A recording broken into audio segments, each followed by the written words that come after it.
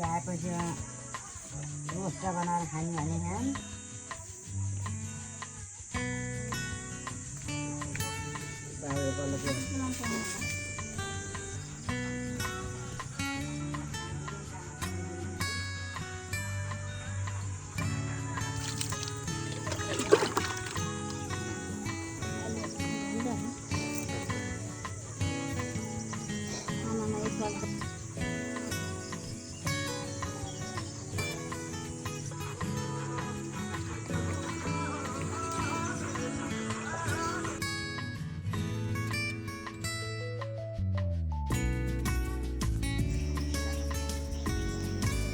मामा घरमा चाहिँ यता मेरो सायद 4-5 वर्षपछि आयो होला यहाँनिर गोर्खामा। यो सबै चिज अर्ग्यानिक छ यहाँनिर। यो चाहिँ जमानामा बच्चामा हुँदाखेरि काटेको अहिलेसम्म जस्ताको त्यस्तै भएछ।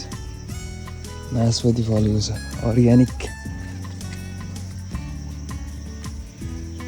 एउटा नासपति चाहिँ म खानु पर्ला जस्तो छ। यो चाहिँ खानु पर्यो चाहिँ ठुलो रहेछ। यस्तो अर्ग्यानिक पाइन्छ अनि सकिन्छ त अनि फोकटमा खर्च गरेर खानुभन्दा त हो नि त। अनि बाइ द वे यो चाहिँ मामाहरूको चप्पल है। यसलाई नि अर्ग्यानिक नै भन्दा हुन्छ। कालेर डढे भइसक्यो, के अरे डढेर काले भइसक्यो। त्यहाँ दुब्लाएर धोती जस्तो भइसक्यो। पानीपुरी बेच्ने त चटपटेवाला हुन्छ नि, इन्डिया र बिहारीबाट आयो। नासपति just got one bite.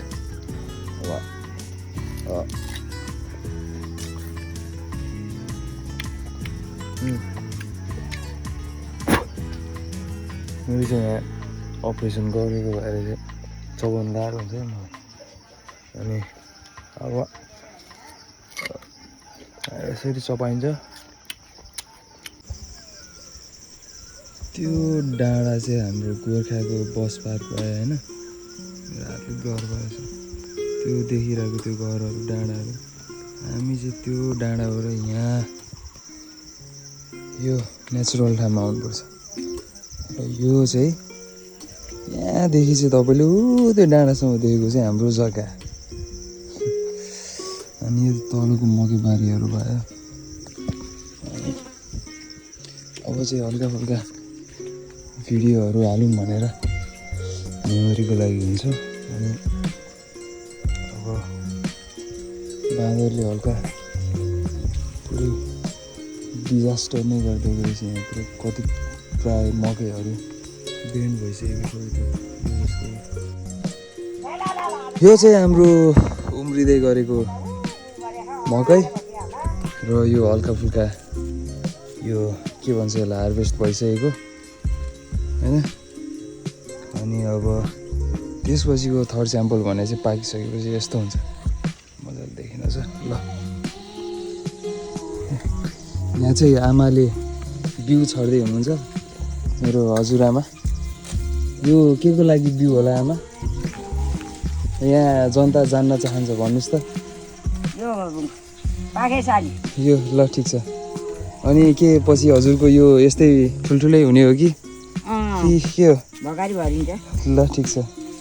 अनि कतिको पैसा आउँछ यताबाट इन्कमहरू? करोडौँ हो कि लाखौँ हो कि? आफैले खाने हो। ए भनेपछि पेटमा खाने। ल ठिक छ। यत्रो जग्गा, यति ठुलो विशाल जग्गामा यत्रो रोपेर आफै खाने। हेत्तेरी कामै लागेन नि। बुवा कहाँ जानुभयो? यहाँ अब म बुवाको अन्तर्वार्ता लिन जान्छु। ल उहाँ चाहिँ हाम्रो आमा, अहिले चाहिँ मेरो आमा। तपाईँहरूको होइन, मेरो मात्र आमा उहाँ चाहिँ। ल धन्यवाद हजुरलाई। हस् त नमस्ते भनिदिनुहोस् खै। धन्यवाद छ बाबु। ल ओके।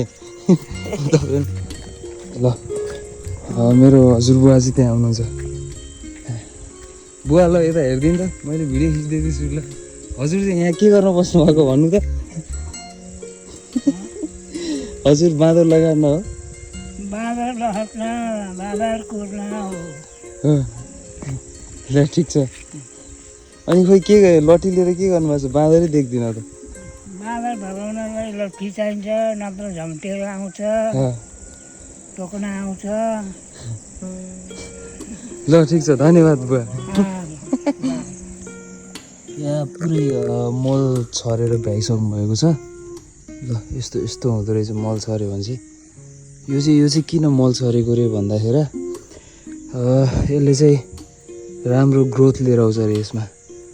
है खासै ग्रोथ त देखाएको छैन, तर त्यही पनि राम्रो ग्रोथ लिएर आउँछ अरे। अनि अब यसको यो स्टिमहरू हुन्छ नि, यो तलको रुट्स, यो चाहिँ अलिकति स्ट्रङ बनाउँछ भन्छ है। यो चाहिँ मेरो हजुरआमाको थेगो है, थेगो। अनि यहाँनिर चाहिँ त्यसै गरी जता गयो त्यतै फलफुलै फलफुल, भेजिटेबल्स नै भेजिटेबल्स छ। यहाँनिर अब यो फर्सी नै हो, फर्सी फलाउनु भएको छ। अनि म अब अर्को एकदम रमाइलो चिज चाहिँ के देखाउनु मन छ भन्दा मलाई यहाँनिर मामा घरमा 5 वर्षपछि आयो है। चेचे सुरु भइसक्यो, सायद बाँदर आए जस्तो छ। एकचोटि देखाइदियो यसका बाजे। यो मम्मी यो बोका कि खसी रे? यो चाहिँ बोका, तर गनाएको छैन। यो चाहिँ करोडौँको इन्भेस्ट हो यो, हाम्रो हजुरआमा र हजुरबुवाको है। अनि यहाँ अर्को छ, बा मभन्दा नि कालो रहेछ यो त। हाइट यो चाहिँ कालो। म चाहिँ फेरि यहाँ आएदेखि लास्टै काली भइसकेँ। अनि अब यहाँ गोठ दुईवटा कलुवाहरू रहेछ। पहिला चाहिँ हाम्रो मामा घर यहाँ तल थियो, अनि भुइँचालोले भत्काएर चाहिँ हामीले अहिले यहाँनिर बनाउनु भएको छ है। परेवा पनि छ हामीसँग, इन्भेस्टमेन्टमा धेरै छ। अनि ल यो चाहिँ अब हाम्रो के अरे नयाँ भान्सा नि त। भुइँचालोले भत्काइसकेपछि अब यतातिर यो जग्गामा नयाँ भान्सा यो चाहिँ हाम्रो। अनि ल ठिक छ नि त। अनि यहाँ कुखुरा पनि छ हामीसँग। यो चाहिँ कुखुराको खोर होइन मम्मी? कुखुरा खोइ, यो चाहिँ जोडी लभ बर्ड्स। भर्खर यहाँ चाहिँ बाँदरले चाहिँ यहाँ हाम्रो मकैबारीमा चाहिँ यस्तो करोडौँको इन्भेस्टमा चाहिँ अट्याक हानिसकेको भएर म यहाँ वेपन लिएर जाँदैछु र मेरो मम्मी पनि। मम त्यहाँ मम्मी चाहिँ कराउँदै हुनुहुन्छ बिच बिचमा। हजुर हजुर,